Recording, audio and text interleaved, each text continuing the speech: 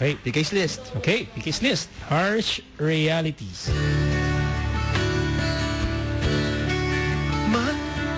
Malamig ng araw.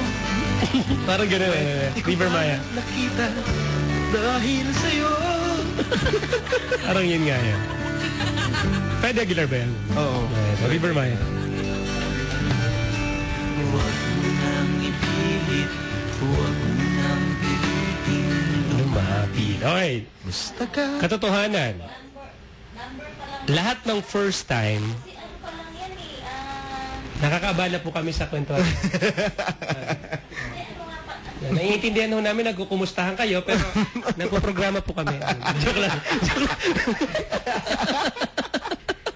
Sensya na po kayo. Joke lang po yun. Papatawa lang ako. Nasaan na nga ako? Ulit natin. Number 1 tayo. Okay. Lahat ng first time, masakit. Mahirap. Never easy lahat ng first step. Ano pansinin mo? Trabaho, ang hirap. Mag-aral, mahirap. Unang kotse, ang mahal, ang hirap. Unang cellphone mo, ang mahal, ang hirap. So, masakit na katotohanan, lahat ng first time, masakit. Mahirap din. Kaya yung mga taong natakot, hindi niya natututunan ang hirap at sakit. Kasi natakot siyang mag-try. Okay? Hindi niya sinubukan. Okay, be strong and keep the faith. Sabi nga sa kasabihan. Okay? Lahat ng mga good things na sisimulayan sa first step. At kadalasan, lahat ng first step, mahirap. Oo. Diba, lagi may nagsasabi, sa simula lang mahirap. Pag nakuha mo na yung momentum, dire-diretso na yan. Totoo yun. Okay, iniwala rin ako doon. Okay? Alam mo, sa totoo lang, parang sa kapag nag-aagawan kayo, parang ako lagi kung gusto, ako'y nauuna. Or mauna na ako para matapos na ako, di ba? Yun. Para pagkatapos ko, titignan ko na lang kayo. Di ba? Marirealize ko kung anong mali. Huwag kayo magpapahuli na ikaw muna. Takot ako, ikaw na, ganyan. Ikaw na. Sa school, di ba? Ganyan. Ang pangit eh. Mas maganda po, mauna na kayo. Para yung nararamdaman mo, yun talagang yung totoong mararamdaman mo along the way, habang natututo ka. So, maging strong tayo. The first step is never easy, number 1. Lahat ng first step, hindi madali. Yeah. Career, love life, lahat man ang aspeto ng buhay natin. Next. Lahat ng mga masasayang bagay, magagandang bagay, come quick and easy. Diba? Panandalian lang? Oo, di ba? Mapasin mo. Katotohanan to, ha? Pinaghirapan mo ng 15 years sa pag-aaral, 16 years. And then, magtatrabaho ka lang, magkakakarrier ka lang ng 1 year. So may gano'n, di ba? Mawawala ka, then. Mawawala ka. Ang relasyon na inalagaan ni ate kanina caller nawala ng saglit. Okay? Pinaghirapan ng matagal, mabilis mawala. Pera. Oh, life is not easy. Pera. It's diba? worth it. Okay? Pinaghirapan mong kitain niya. And diba? then, one day, millionaire ka. And then, babayad lang sa utang. Gastador ka pala, di ba? Yeah. Okay? So, may mga achievement tayo, pero ang papansin mo, saglit lang sila. Dumadaan lang. Okay? Dumaan lang. Parang sinabi ng caller natin kanina, na parang Christmas bonus na dumaan lang sa kamay. Naman. Mag-review ka ng 6 months, mag-boarding house ka pa. Diba? Ganun yan. Oo, review, mag-aaral ka, allowance. Tapos, papasa ka sa board, masaya ka. Mga 3 days ka lang magsasaya kasi mag-a-apply ka naman ulit. Trabaho. That's life. Success is the good fortune that comes from aspiration, desperation, perspiration, and inspiration. Sabi sa aking research ngayon. Next. Katotohanan na masakit. Minsan, o kadalasan, wala kang kontrol sa mga bagay na gusto mo. Tama, di ba? Tama. Kung gusto mo, hindi mo makontrol. Ayaw, hindi pwede. Okay? The only thing you can absolutely control in life is how you react to things out of your control. Kapag hindi mo naman. Ito yung lagi ko sinasabi kanina. Anong gagawin mo after ng frustration ni Tolitz kanina, yung problema? Paano tayo mag-react? Kung tayo makikilala. Okay? So, sabi sa akin, binasa, paano tayo mag-react at magiging masaya at babangon kung tayo nagkamali kahit wala tayo sa control ng mga desire nating bagay. Next. Harsh reality. Ang pinakamalalaking problema, lahat, kadalasan, nasa isip mo lang. Ayan. Totoo yan. Diba? Tama. Meron nga ako nabasa 80% daw ng iniisip mo ng worries mo ngayon, hindi naman talaga mga totoo.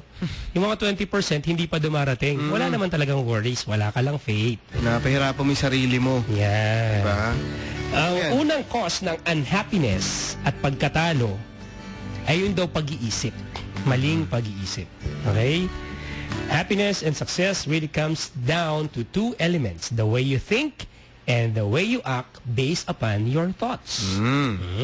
Marami tayo na-encounter na ganyan, mga caller natin. Di ba, mga callers natin, lahat nasa problema ng paano po pag ganito, ganyan, kasi po ganito, ganyan. Pero kung titignan naman natin, natitignan ng mga nakikinig, parang ang daling solusyonan ng ano nila, ng problema nila. Talagang ang problema lang talaga is nagki-create sila ng problema sa utak nila. Yeah. Pag-iisip nila. Marami tayong mga regular callers, yun ang problema. Yeah. Although kaya naman nilang tulungan yung sarili nila, ang ginagawa nila, iniisip nila, unless na isipin nila yung positive, iniisip nila yung negative. Naman. Ayos. Next. Harsh reality. Ang happiness hindi nabibili, pinagtatrabahuhan. It must be earned. Hindi siya nabibili. Hindi basta-basta, ha? Ang long-term happiness cannot be bought. Naghihirapan. It must be earned. True. Indeed. Okay? So, pag nakuha mo na siya, keep it. Okay?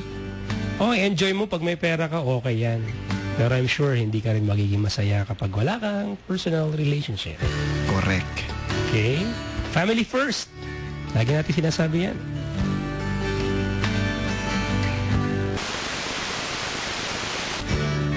Next.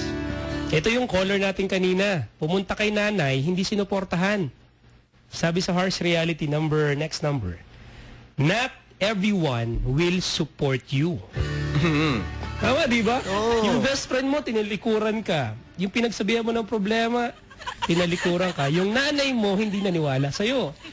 Kinampihan pa yung boyfriend mo, ganyan. Hindi lahat. Okay, ang masakit na katotohanan, hindi lahat susuportahan ka sa gusto mo. Kaya, mag-i-stand alone ka. Okay? Okay lang makinig ng opinion. Kaliwat ka ng opinion ng mga tao. Okay lang yan. Pero in the end, ikaw yan. Regardless of what they say about you and your career or yung mga pinili mong path, remember that the only approval you need in the end is your own approval. Sarili mo. Sarili lang din. Okay? Next, ito. Marami tayong caller na ganito.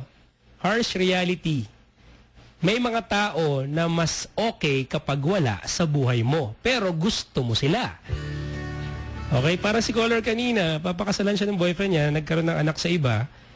I think, better siya kung wala na yung taong yon. Pero ang ironic part, yun ang pinakagusto niyang tao makasama.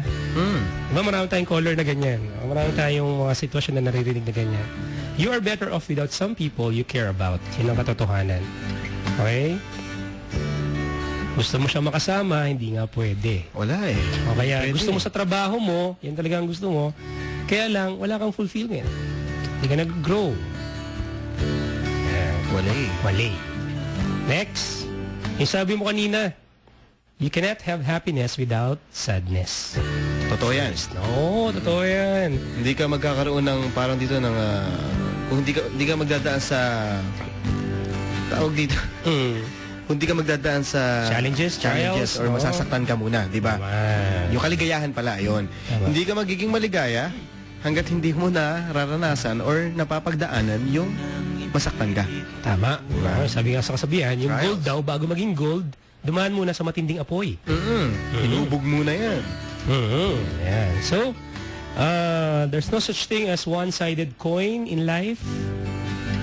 Walang pain-free na buhay, trouble-free.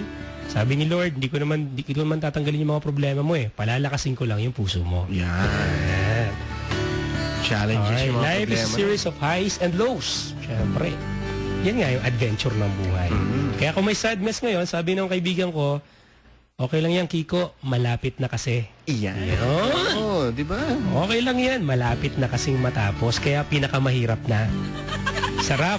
Hindi naman sa ipaparanas siya, hindi mo kaya. Saka, buhay yan eh. Hindi, alam mo, hindi natin matatawag na buhay yan kung hindi mo mararanasan yan. True. Diba? Okay, walang next. thrill. Mismo. Ito na, last na to. Ito, hindi tayo makapag-deny dito. Harsh reality. Ang nangyari ay nangyari na. Hindi mo na maibabalik. But life goes on.